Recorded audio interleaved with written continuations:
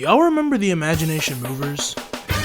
It wasn't a super niche show, but I'm always surprised by the amount of people that don't seem to remember it. The show focuses around Rich, Scott, Dave, and Smitty in their idea warehouse where they'd solve problems. This isn't just a problem, it's an idea emergency! Yeah, that. With their neighbors Nina and her uncle Nitnots alongside Warehouse Mouse. The show was pretty big on Disney until they left the channel.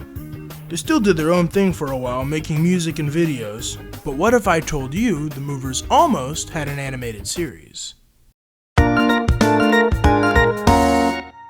Quick history lesson. Rich Collins, Dave Puchet, Scott Durbin, and Scott Smitty Smith all grew up together in Louisiana, eventually starting their own families but remaining friends. The group gets to talking about modern kids programming, and its lack of live action, and eventually decide to take a swing at it themselves.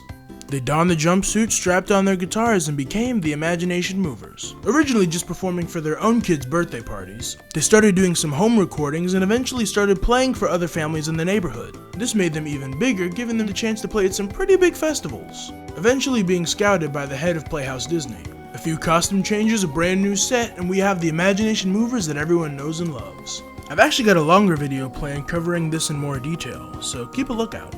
The show was about the Movers and their friends in the idea warehouse. They'd either try to solve a customer's problem or a problem that's more internal.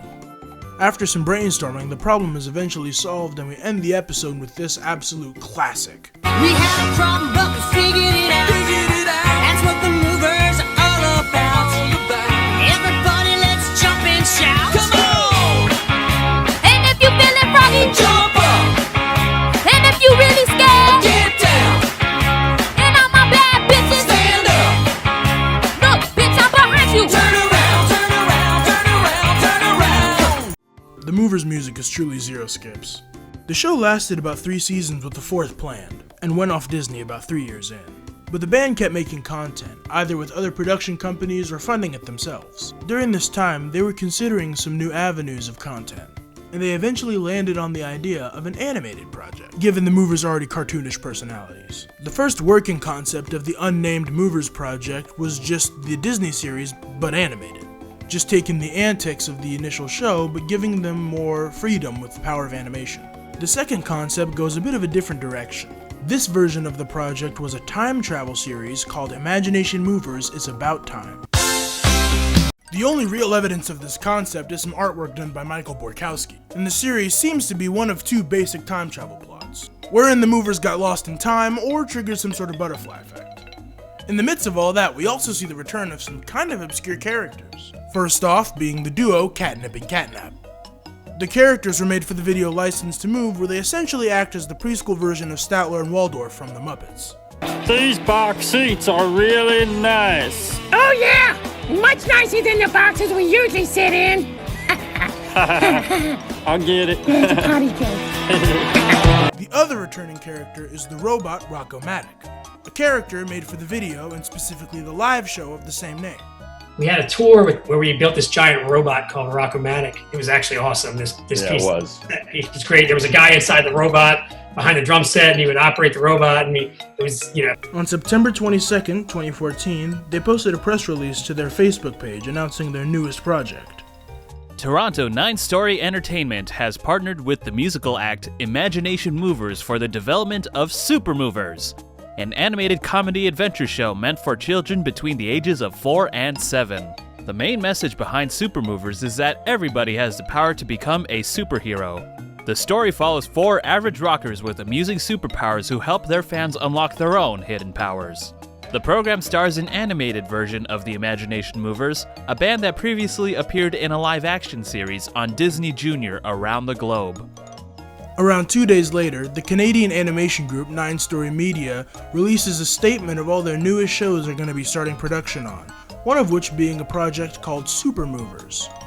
What happens when you take 4 average rock and rollers and give them all hilariously over-the-top superpowers? You get the Super Movers, who help their fans unlock hidden powers of their own. Starring the highly animated and Emmy Award-winning Imagination Movers band, the Super Movers enforce the message that every child has their own inner superpower just waiting to be discovered. If 9-Story Media sounds familiar, and if it doesn't, shut up. They're a very popular animation company responsible for most of the programming on PBS. Shows like Peg Plus Cat, Wild Kratts, and Daniel Tiger's Neighborhood, as well as some reboots like The Magic School Bus Rides Again and Blue's Clues and You. An interview in 2016 revealed a few more details about the upcoming project. Well, we have to go have a conversation. The movers are working hard on a new animated television show called Super Movers. Super Movers. Yeah, Super Movers. Oh, Super Movers. There's the Super Movers. You know that everybody has the power to become a superhero. And that's the premise, is that everyone has a superpower, whether you're a super big brother or, you know, a super teammate member or thinker. The Movers band, through a supernatural occurrence, they play a power chord exactly at the right moment or the wrong moment, and they all gain superpowers. Yes, I'm stretchy. So Smitty's he's a super elastic. But I get tangled up a lot. He gets tangled up a lot. Dave is super strong, but he's clumsy. Scott's got super senses. Yes. His mohawk, he can hear things when people are in trouble. It's like an antenna. And so I can fly, but I'm afraid of heights. Yeah, so Rich only flies about 6 feet high. Throughout the rest of the year, the Movers would tease the series by releasing sketches and pieces of concept art. And on January 20th of 2017, they posted this video as a campy live-action trailer. Super Movers! I'm Rich, and I'm super fast! Super fast! I'm Smitty, and I'm stretchy.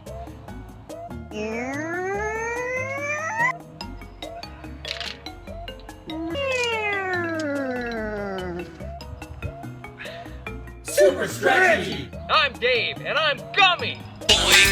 Come on, let's go! Super! Wait, what? I'm Scott, and I can move it!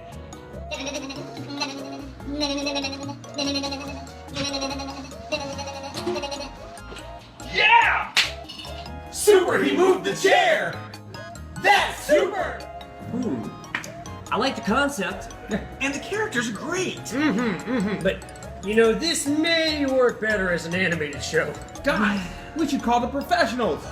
9-Story, take it away! That same day, a music video was uploaded to the Imagination Movers YouTube channel, giving us our first real look at Super Movers.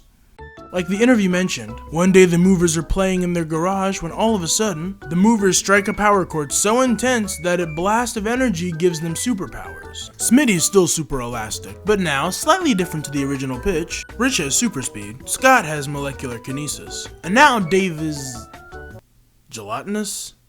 They couldn't use iconic set pieces like the Disney version of the Idea Warehouse because of certain copyrights, but the setting and the designs actually felt more reminiscent of the modern days and even the early days pre-Disney.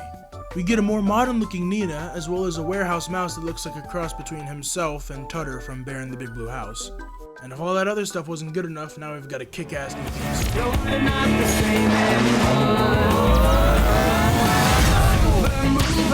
I can move it! Super Movers! I'm stretchy, I'm fast! Super Movers! I'm gummy, everybody has the power to become a superhero. Like Smitty said in the interview before, the basic concept is that every child has an inner superhero inside them, and the Movers use their real powers to help kids unlock theirs. Also, if you caught it before, the energy blast didn't just hit the Movers. The blast also hits the Movermobile, a vehicle that's only been mentioned once, and then alluded to but never called out by name, and turns it into the Mover Mech.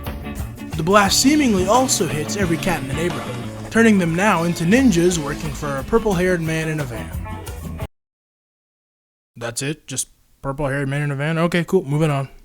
Anyways, the show looked great, but obviously nothing really came of it. I actually got to speak with whoever runs the Movers Facebook, which based off my information is most likely Dave, to see what happened. Well, we pitched the idea to a bunch of Canadian production companies and there was solid interest. We went with 9-Story and they created a 2D animated short, but then scrapped it for essentially what the Super Movers music video is on YouTube.